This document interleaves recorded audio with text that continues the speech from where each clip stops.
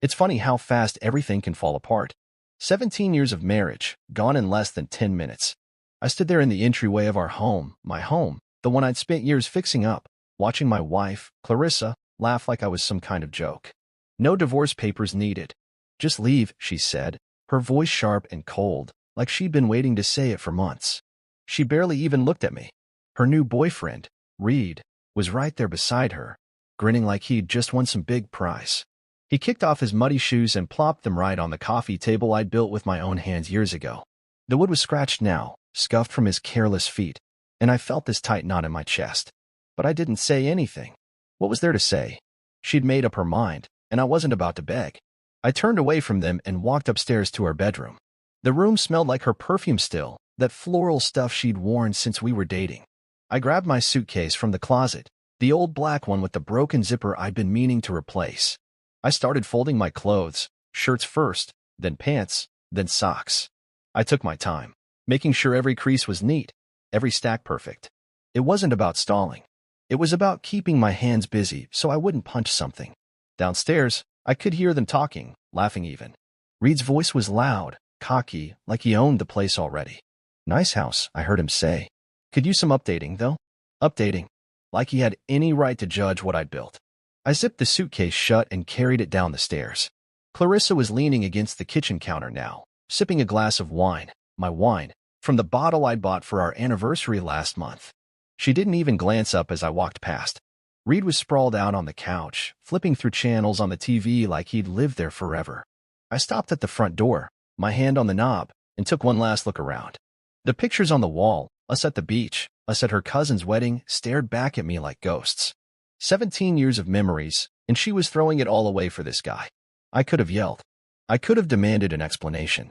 But what would that change? She'd already checked out. So I opened the door and stepped outside. The air was cool, the night quiet except for the hum of crickets. I tossed my suitcase into the back of my truck, an old pickup I'd kept running since before we got married.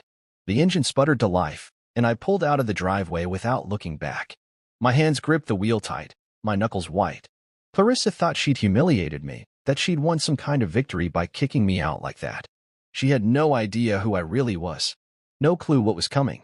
I drove down the street, the house shrinking in my rearview mirror, and I felt something shift inside me. Not anger, not anymore. It was something calmer, something sharper. She wanted me gone? Fine. I'd leave. But this wasn't over, not by a long shot. I pulled into a gas station a few miles away and parked under the flickering lights. My phone sat heavy in my pocket. I pulled it out, opened the contacts, and scrolled to a number saved only as command. My thumb hovered over it for a second before I typed out a quick message. Initiate. Subject confirmed. Proceeding as planned. I hit send and leaned back in the seat, waiting. The reply came almost instantly. All teams ready. Phase 1 begins 0900. I read it twice, letting the words sink in. 17 years of pretending, of hiding, and now it was all about to unravel. Clarissa thought she'd seen the last of me.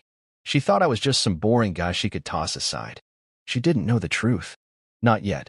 I started the truck again and drove toward the city. My mind was racing, but my hands were steady.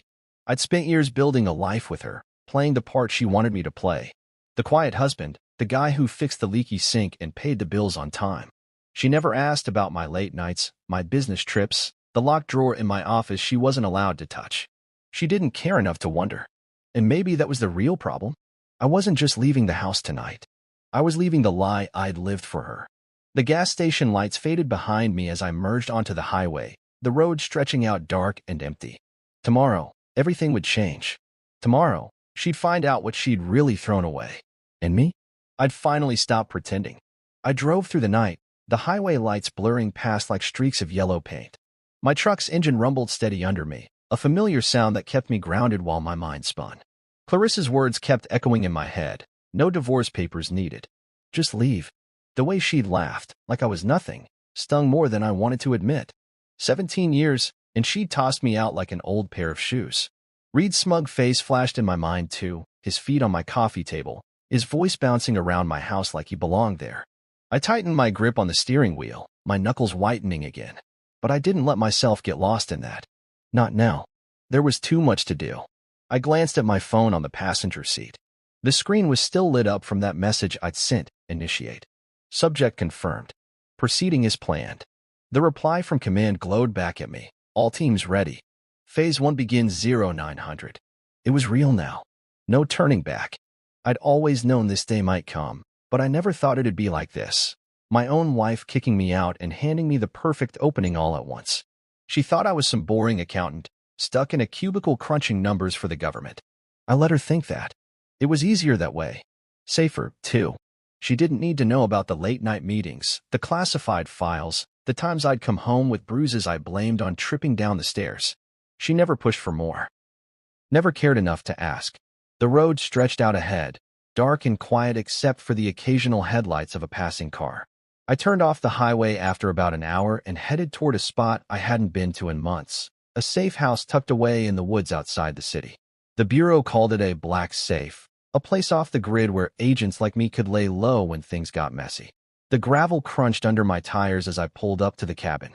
It didn't look like much, just a small wooden shack with a sagging porch and a rusty mailbox. Perfect cover. I grabbed my suitcase and stepped out, the cool night air hitting my face. The crickets were loud here, a steady hum that drowned out the noise in my head. Inside, the place was bare. A couch, a table, a single lamp flickering with a weak bulb. No pictures, no decorations, just the essentials. I dropped my bag by the door and checked my watch. It was just past midnight. 9 hours until phase 1. I pulled out my phone again and double-checked the signal. Full bars. Good. I need to stay connected. Then I sat on the couch, leaning my head back against the worn cushions. My eyes drifted to the ceiling, tracing the cracks in the wood. This wasn't how I pictured my life at 45, hiding out in a safe house, my marriage in ashes, my wife shacked up with some sleazy guy. But maybe it was better this way. Cleaner. Clarissa never knew what I really did. I told her I worked for the Treasury Department, some desk job tracking budgets and tax forms. It wasn't a total lie, just vague enough to keep her from digging. She'd roll her eyes when I mentioned work, muttering about how dull it sounded. Spreadsheets and coffee stains, she'd say, laughing. I'd laugh too, playing along. She didn't know about the encrypted emails, the burner phones, the times I'd sat in unmarked vans watching targets through binoculars. She didn't know I'd spent the last 3 years tracking a guy like Reed, piecing together his dirty money schemes while she was busy planning dinners and scrolling through her phone. And she definitely didn't know that her soulmate was the key to it all. I stood up and paced the small room, my boots thudding against the floorboards. The safe house had a tiny kitchen in the corner, a sink, a stove, a fridge that hummed too loud. I opened it and found a can of soda, cracked it open, and took a long sip. The cold fizz settled my nerves a bit. I thought about tomorrow, 9 a.m., when the teams would move in. I could already picture it. The black SUVs rolling up, the agents knocking on the door, Clarissa's sleepy confusion turning to panic. She'd have no idea what hit her. Neither would Reed. I almost smiled at that. Almost. Back on the couch, I pulled a small notebook from my suitcase. It was beat up, the leather cover scratched and worn. Inside were notes I'd kept over the years, codes, dates, names. Nothing too specific, just enough to jog my memory if I needed it. I flipped to a page near the back, where I'd written RV months ago. Reed Vallon. I'd been watching him long before Clarissa brought him home. Long before she decided he was her ticket out of our marriage. I tapped the page with my finger, staring at his initials. She thought she'd humiliated me tonight. She thought she'd won. But she didn't know the game had already started, and I was the one holding the cards. I set the notebook down and checked my phone again. No new messages. Good. Everything was on track. I leaned back, closing my eyes for a moment. The safe house was quiet except for that fridge hum and the crickets outside. Tomorrow, it'd all kick off. Tomorrow, Clarissa would see a side of me she'd never imagined. I wasn't just the guy she kicked out. I was the guy who'd been waiting for this moment, planning it, building it. And now it was here. I finished the soda, crushed the can in my hand, and tossed it into the trash.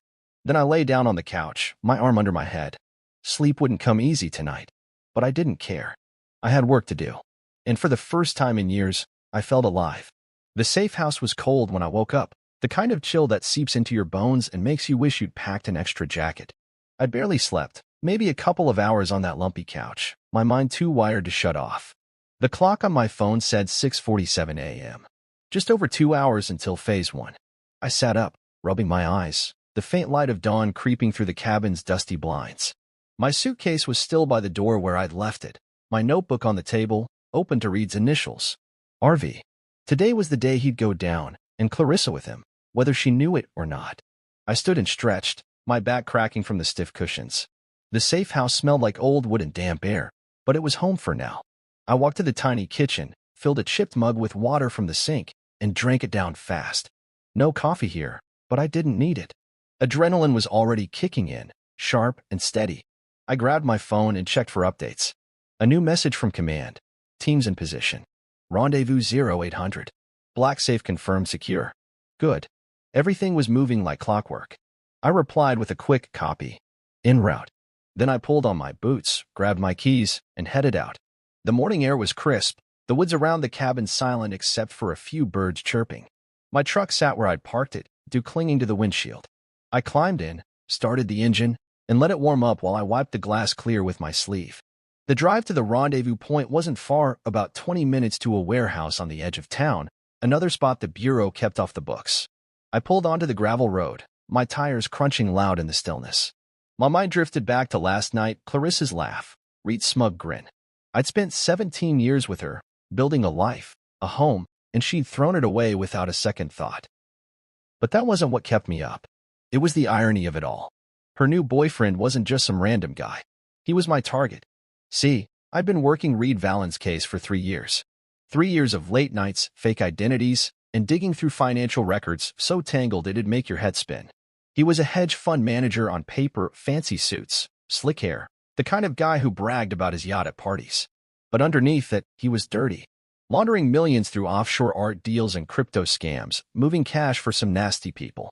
I tracked him across state lines, tapped his calls, watched his every move. And then, 6 months ago, Clarissa brought him home. "This is Reed," she'd said, all smiles, like she'd found gold. My soulmate. I'd nearly choked on my beer. Soulmate? He was my mark. I didn't tell her, of course. Couldn't. My job, my real job, depended on secrecy. She thought I was just some government pencil pusher, and I let her. It was safer that way. The less she knew, the less she could mess up. But I never thought she'd get tangled in it like this. I pulled into the warehouse lot at 7:58 a.m., parking beside a row of black SUVs. Agent Rowan was already there, leaning against his vehicle, a cigarette dangling from his lips. He'd been my partner for 8 years, a wiry guy with a buzz cut and a dry sense of humor. "Morning, sunshine," he said, flicking ash onto the ground. "Rough night?" I shrugged. "You could say that." Inside the warehouse, Director Keller was waiting. He was older, gray hair, sharp eyes, the kind of man who didn't waste words. A table was set up with laptops, maps, and a stack of files, Reed's life in paper form. "You're sure about this?" Keller asked, looking at me over his glasses. "She's your wife." "Was," I corrected. "She made her choice." He nodded, no judgment, just facts. Rowan clapped me on the shoulder. "Let's bury this bastard," he said, grinning. I didn't smile back, but I felt it, the fire. This wasn't just about Reed anymore. It was personal. We went over the plan one last time. Surveillance teams were already in place around the house, ready to move at 9 a.m. sharp. Another unit was hitting Reed's office downtown, seizing computers, freezing accounts. The evidence was airtight, bank records, wire transfers, even a recorded call where he bragged about cleaning cash. I'd built this case brick by brick, and now it was time to knock it all down. Keller handed me a headset. "You're on comms," he said. "Eyes on the feed. Call the shots if it goes sideways." I nodded, slipping it on. My heart was steady, my hands calm. This was what I was good at. I thought about Clarissa again as we loaded up. She'd never seen this side of me, the guy who could take down a criminal empire without blinking. To her, I was just the husband who forgot to mow the lawn sometimes, who worked late and came home quiet. She didn't know about the black safes, the undercover ops, the times I'd stared down worse men than Reed. And she didn't know that her soulmate was about to drag her into a mess she couldn't talk her way out of. I climbed into the van with Rowan, the doors slamming shut behind us. The screens flickered to life, showing live feeds from the house. Clarissa's car was still in the driveway. Reed's too. They had no idea what was coming. The clock hit 8:45 a.m. 15 minutes to go. I leaned back in my seat, watching the screens, my mind clear. This was my world, hidden, sharp, real. Clarissa thought she'd humiliated me last night, kicking me out for her shiny new boyfriend. But she didn't know the secrets I'd buried, the life I'd kept from her. She didn't know that I'd been waiting for this, that Reed walking into our house was the last piece I needed. The van rolled out, tires humming against the pavement. Phase 1 was about to start. And I was ready. The van smelled like stale coffee and metal as we rolled toward the house, the screens in front of me flickering with live feeds. It was 8:55 a.m., 5 minutes until everything kicked off. I adjusted my headset, the static crackling in my ear as Rowan muttered something about traffic. My eyes were locked on the monitors, 2 angles of the house I used to call home. The front porch was quiet, the curtains still drawn. Clarissa's car sat in the driveway next to Reed's flashy BMW. They were probably still asleep, tangled up in the sheets I'd paid for, thinking they'd won. My stomach twisted, but I pushed it down. This wasn't about feelings anymore. This was about the job. The clock hit 9 a.m., and the radio buzzed to life. Team Alpha in position, a voice said. Team Beta, office site secured. Awaiting your go. I took a breath, my voice steady. Go, I said. And just like that, it started. On the screen, 3 black SUVs pulled up fast, tires screeching as agents spilled out, vests on, guns ready but low. They moved like a machine, 2 to the front door, 2 around back, 1 on lookout. I watched as Agent Torres, a guy I'd trained with years ago, banged on the door. FBI, search warrant. Open up. His voice was loud, sharp, cutting through the morning quiet. For a second, nothing happened. Then the curtains twitched, and I saw Clarissa's face peek out, her eyes wide and sleepy. She opened the door a crack, still in her robe, her hair messy from sleep. What's going on? She asked, her voice shaky. Torres didn't waste time. FBI. We have a warrant. Step aside. He pushed past her, the team following, and I saw her stumble back, clutching the robe tighter. Reed came stumbling down the stairs a second later, shirtless, his hair sticking up. What the hell is this? He yelled, but the moment he saw the badges, his face went pale. He bolted toward the back door, stupid move. 2 agents were already there, grabbing him before he made it 10 steps. I heard the cuffs click through the comms, a satisfying sound. Reed Vallon, you're under arrest, one of them said, reading off the charges, racketeering, money laundering, fraud. His mouth opened, but nothing came out. Clarissa was screaming now, her voice shrill on the feed. What the hell is going on? Somebody tell me. She spun around, looking at the agents tearing through the house, ripping open drawers, bagging laptops, flipping cushions. Nobody answered her. They didn't have to. I watched her sink onto the couch, her hands shaking, her eyes darting everywhere. She didn't get it yet, but she would soon. On the second screen, the office raid was in full swing, Reed's downtown setup, all glass and steel, swarming with agents. His staff stood frozen as computers were unplugged, files boxed up, accounts locked down. I leaned closer, my pulse steady. This was it, the takedown I'd spent 3 years building. Office secure, Beta team reported. Evidence in hand. Heading to processing. I nodded, even though they couldn't see me. Copy, I said. Alpha, status? Torres's voice came back. How secure? Subject in custody. Secondary occupant detained for questioning. Secondary occupant. That was Clarissa. I saw her on the feed, an agent standing over her, asking questions she couldn't answer. I don't know anything, she kept saying, her voice breaking. This is my house. You can't do this. But they could. They had the warrant, the evidence, the years of work I'd put in. She didn't know it was me behind it all, not yet. Rowan nudged me, pointing at the screen. She's losing it, he said, almost laughing. I didn't smile. Watching her fall apart wasn't fun. It was just necessary. The agents found a safe in the bedroom, my bedroom, hidden behind a painting I'd hung years ago. They cracked it open, pulling out stacks of cash, a burner phone, some papers I couldn't make out. Reed's stash, no doubt. Clarissa's face went white when she saw it. That's not mine, she yelled. I don't know where that came from. Maybe she didn't. But it didn't matter. She'd let him in, taken his gifts, played along. That made her part of it, whether she meant to or not. The feed showed Reed in cuffs now, shoved into the back of an SUV. He was sweating, his cocky grin long gone. I want my lawyer, he kept saying, like that'd save him. It wouldn't. We had him cold, bank records, wiretaps, witnesses. 3 years of my life, boiled down to this moment. I leaned back in the van's chair, the headset pressing against my ear. The house was a mess now, furniture overturned, closets emptied. Clarissa sat there, head in her hands, crying. An agent handed her a tissue, but she didn't take it. She just kept muttering, "This can't be happening." I thought about last night, her laughing, telling me to leave. She thought she was in control, that she'd humiliated me. Now look at her. The radio crackled again. Alpha team, evidence secured. Moving to transport. I glanced at Rowan. Office hall. I asked. He grinned. Enough to bury him for 20 years. Maybe more. I nodded. Good. The screen showed the agents packing up, the SUVs pulling out. Clarissa was led to a car, not cuffed. Not yet. But she wasn't free either. Where are you taking me? She asked, her voice small. Station, the agent said. We've got questions. The van went quiet as the feeds cut off, the operation wrapping up clean.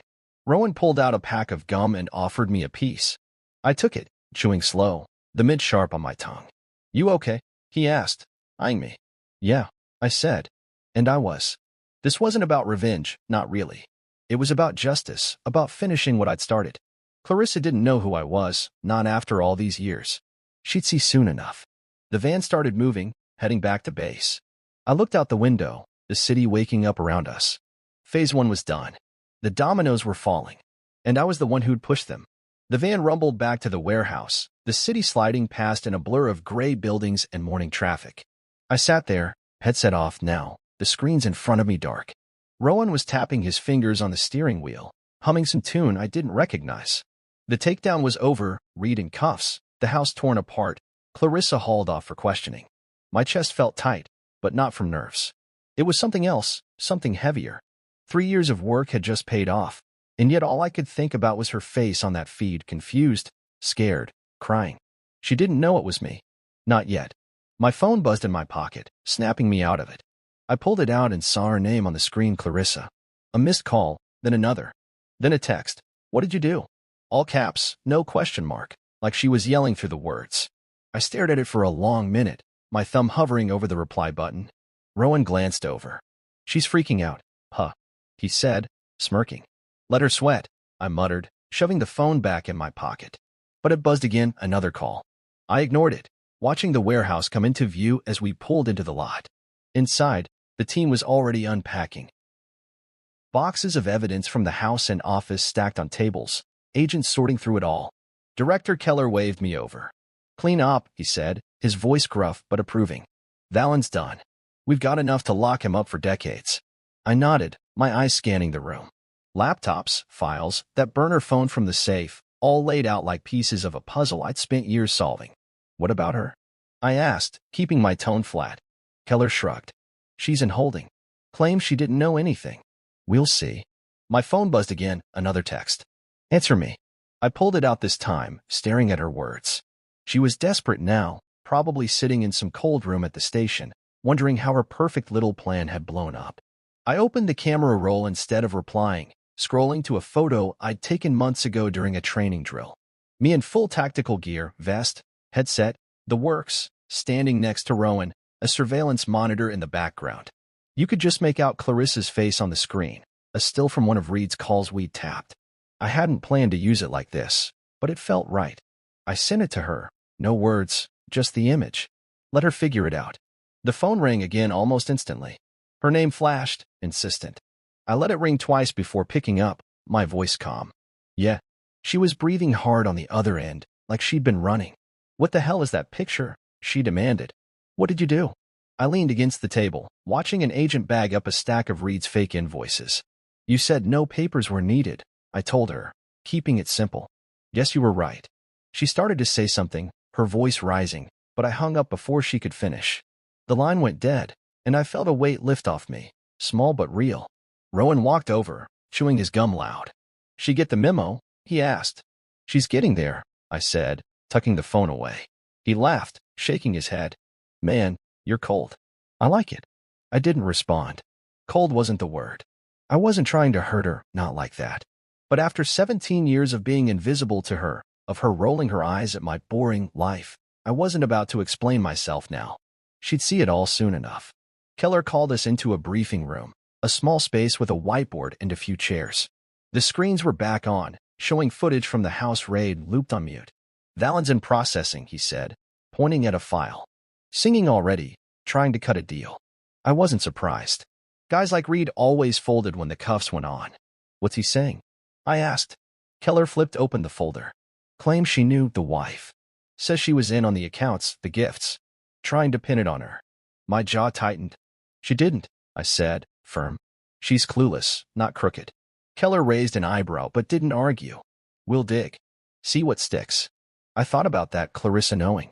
She didn't. I'd lived with her long enough to be sure. She'd taken Reed's money, sure. The jewelry, the car, the villa she'd bragged about, but she thought it was just him showing off. She wasn't smart enough to hide millions, not careful enough to play that game. But the evidence was there.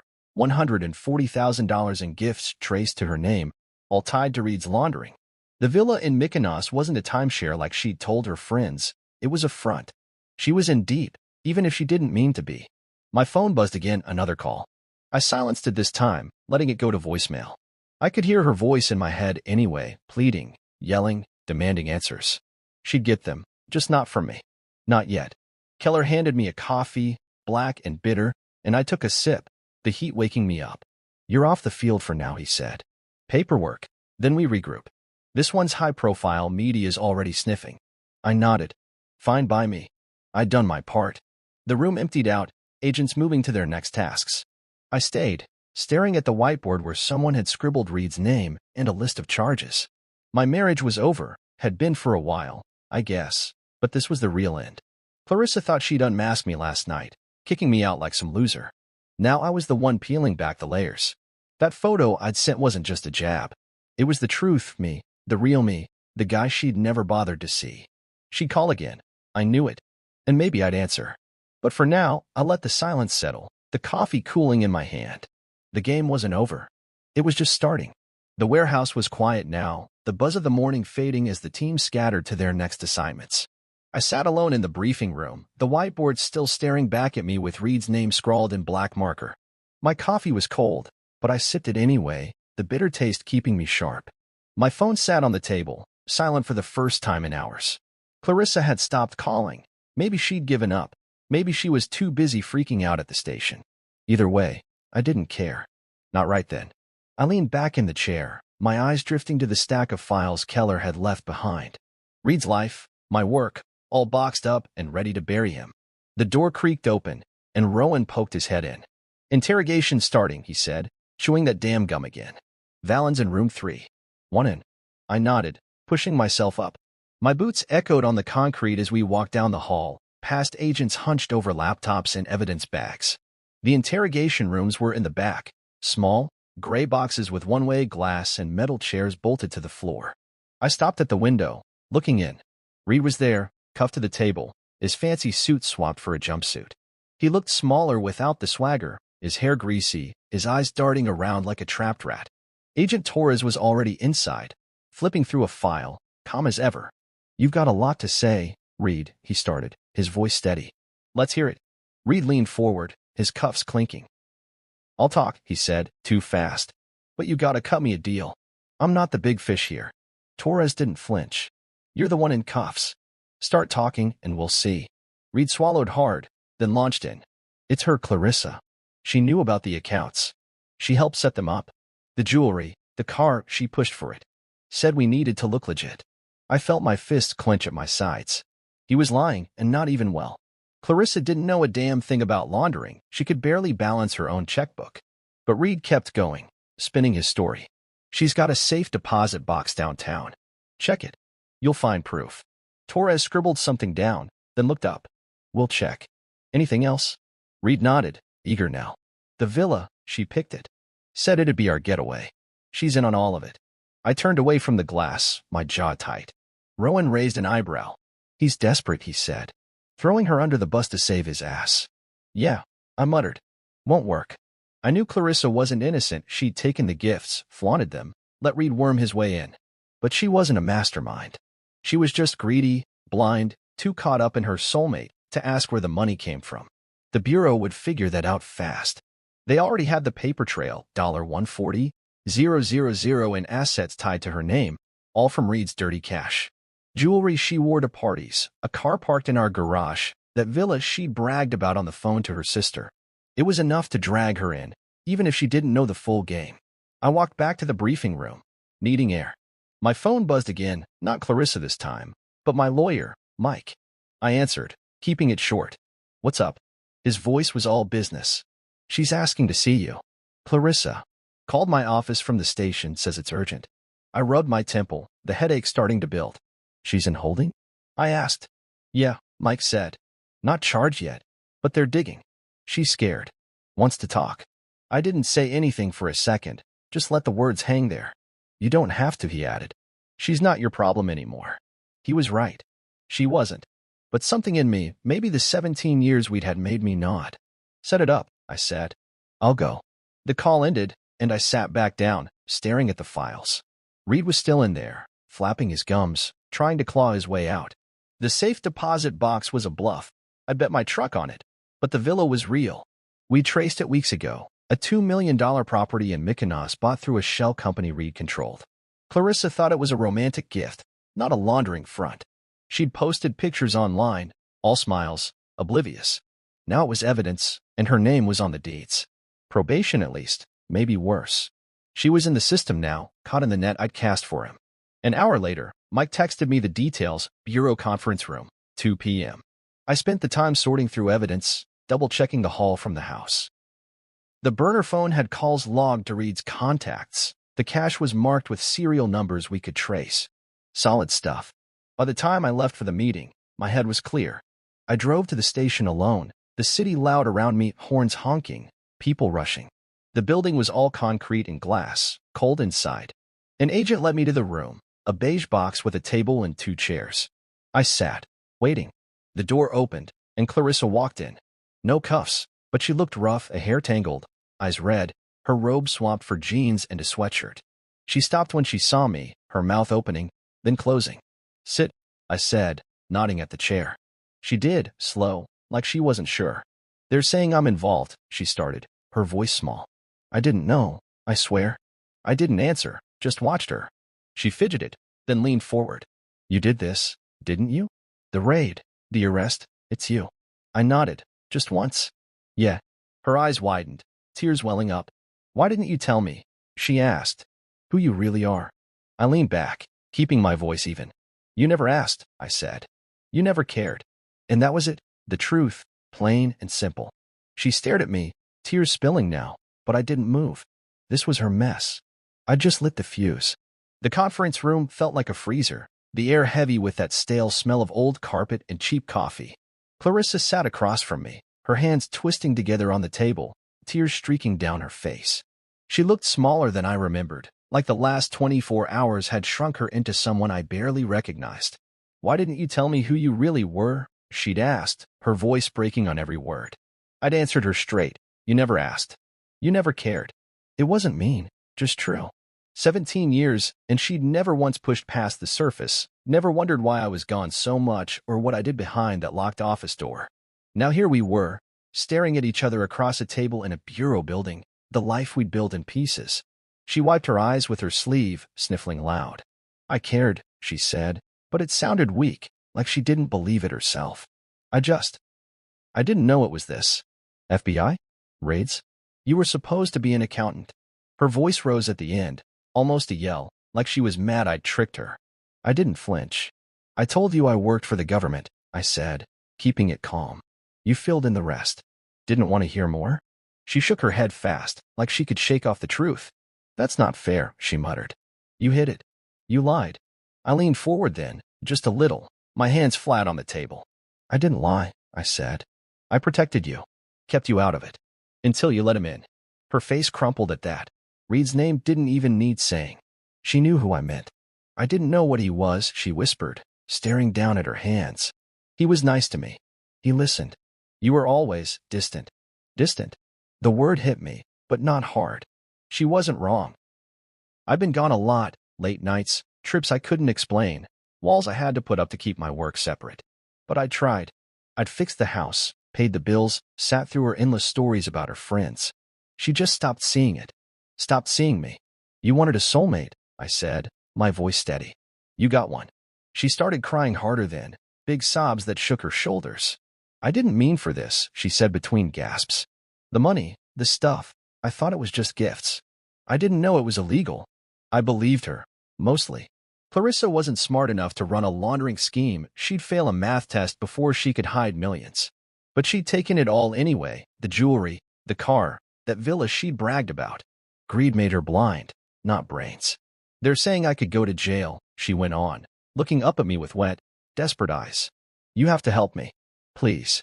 I didn't move, didn't soften. I can't, I said. Simple as that. You're in it now. They've got evidence, your name on accounts, property. You took his money.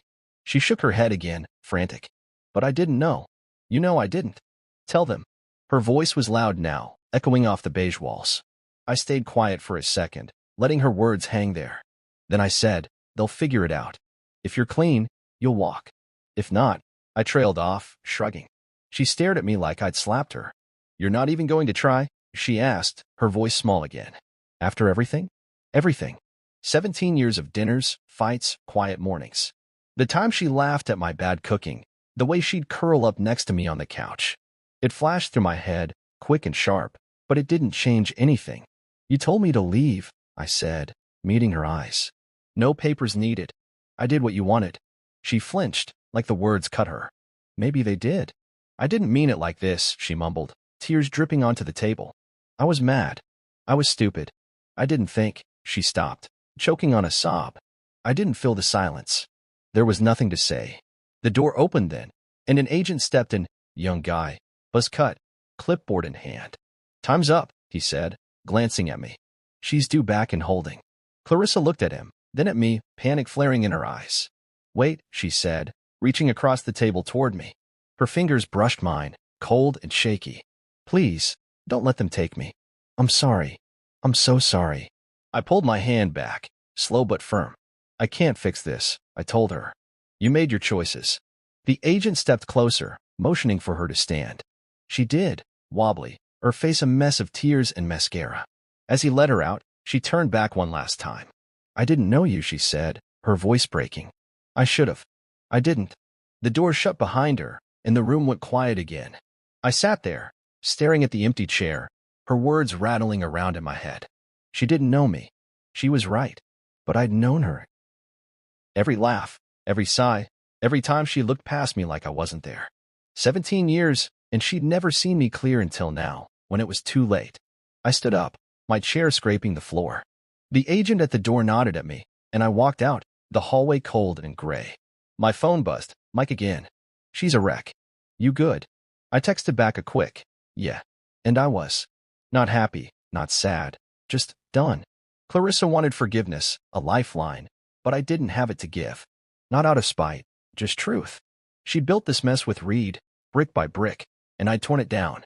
Now she'd face it. I headed back to the warehouse, the weight of her tears still on me, but lighter than before. She saw me now. Too bad it took this to make it happen.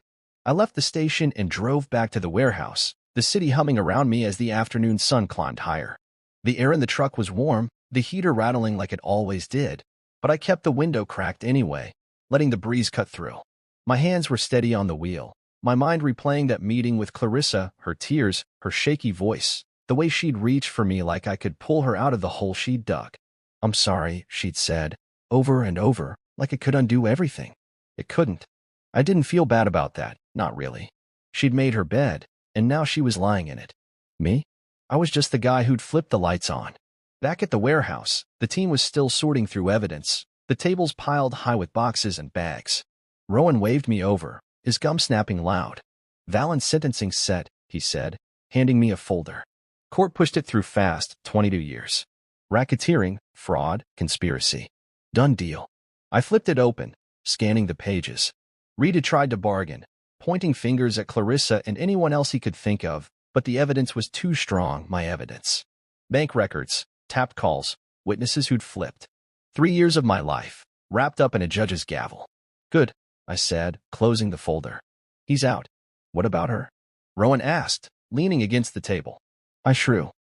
3 years, plus some financial ethics class they're making her take. No jail. He whistled low. Lucky break. Thought she'd get more with all that cash tied to her. I nodded, but didn't say much. The $140,000 in gifts, the jewelry, the car, the villa had her name all over it, But the Bureau knew she wasn't the brains. Just the fool who'd taken the bait.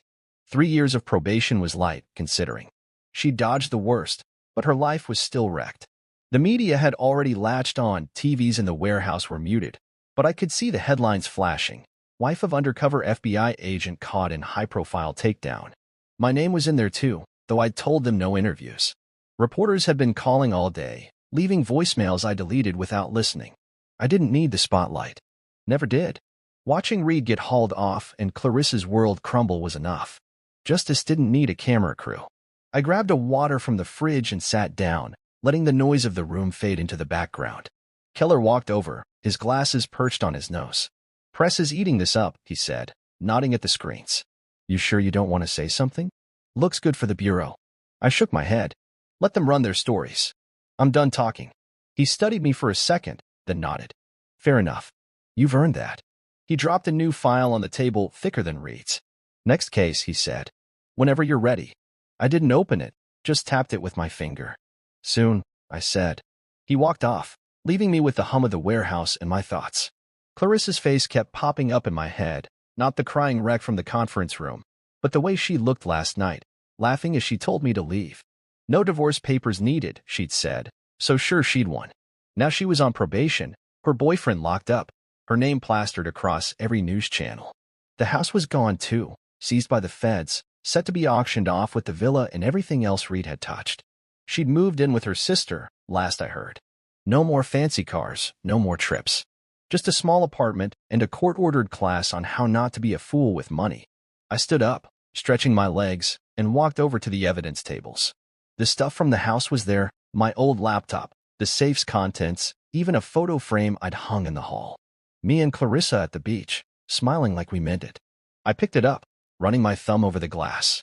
That was a long time ago, back when she still looked at me like I mattered. I set it back down, face first, and turned away. No point in holding on to it. The past was done, and I wasn't the type to dwell. My phone buzzed. "Mike, my lawyer. Press keeps calling. You sure no comment?" I texted back. "Sure.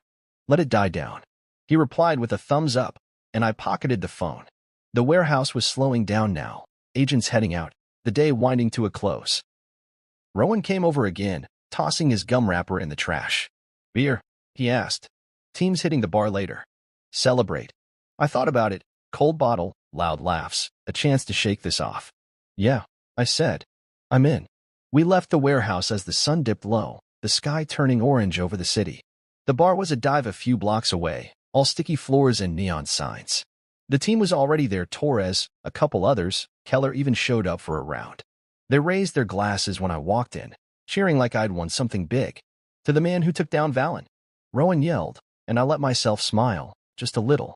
The beer was cold, the chatter loud, and for the first time in months, I felt light. No more hiding, no more pretending. Reed was gone, Clarissa was out, and I was still standing. The night stretched on, the bar emptying out slow. I stayed until last call, nursing a second beer, watching the team laugh and swap stories. This was my life now, work, purpose, people who got it. Clarissa had her sentencing, her probation, her sister's couch. I had this, and it was enough. I paid my tab, stepped outside, and breathed in the cool night air. The headlines would fade, the calls would stop. Tomorrow, I'd open that new file. Tonight, I just walked home, the city quiet around me, feeling like myself again. The morning after the bar, I woke up in my new apartment, a small place downtown, all bare walls and unpacked boxes. The bed was just a mattress on the floor, but it was mine, no traces of Clarissa or the life we'd had. Sunlight slipped through the blinds, hitting my eyes, and I groaned, rolling over to check my phone. It was 7:30 a.m., later than I'd meant to sleep. A text from Rowan sat unread. "Good night? Huh?" Team's still buzzing. I smirked, tossing the phone aside. Last night had been loud, beers, laughs, the team treating me like some hero. It felt good, but now it was back to reality. I got up, my joints stiff from the mattress, and shuffled to the kitchen. The coffee maker was still in a box somewhere, so I boiled water in a pot and dumped in some instant grounds. It tasted like dirt, but it did the job. I leaned against the counter, sipping slow, staring out the window at the city waking up. Cars honked below, people rushed along the sidewalks. My old life, the house, Clarissa, the pretending was gone. The feds had seized it all, The house sold at auction, the villa in Mykonos too. Last I heard, the money went as some victim fund. Didn't matter to me. I didn't want it back. My phone buzzed again, Keller this time. Office, 9 o'clock. Promotions official. I set the mug down, a small grin tugging at my lips. Head of Covert Financial Crimes. After the Reed takedown, they'd pushed it through fast. More responsibility, more cases, a bigger desk. I'd earned it, sure, but it still felt strange.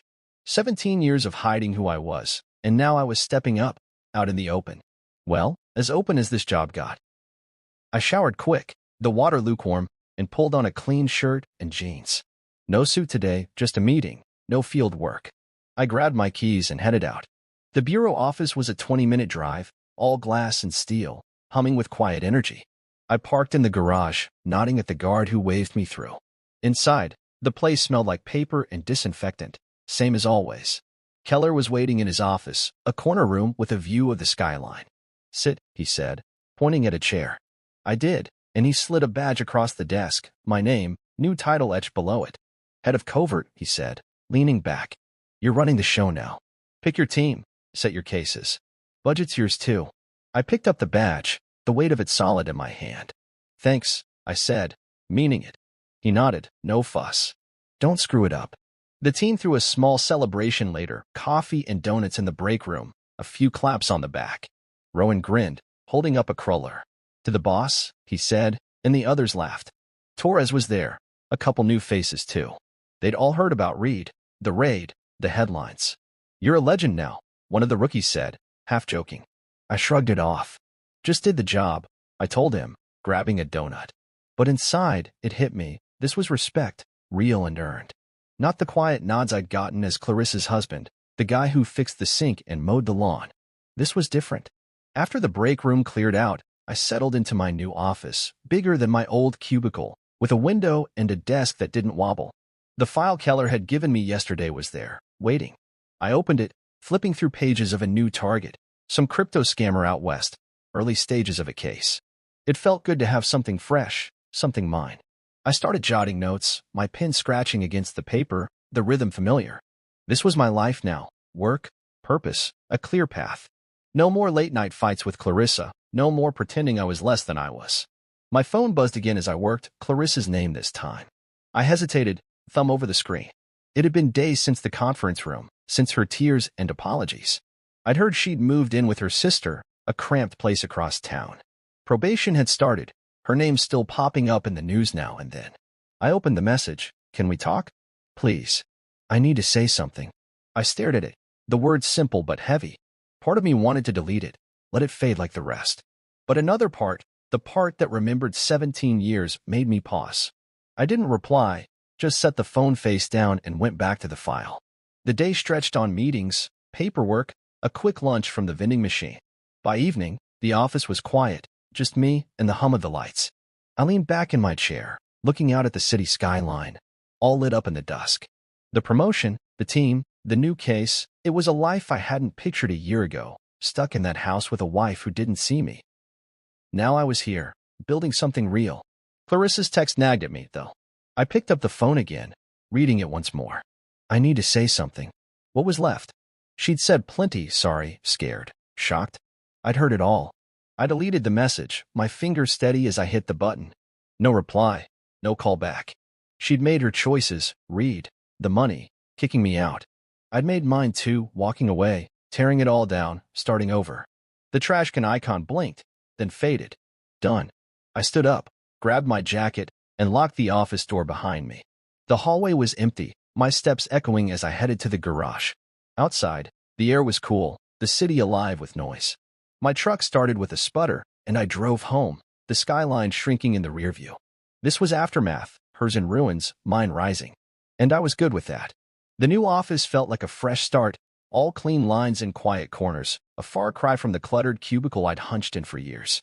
It was Monday morning, a week after the promotion, and I walked in with a coffee from the shop downstairs, real stuff, not the instant junk I'd been choking down at the apartment.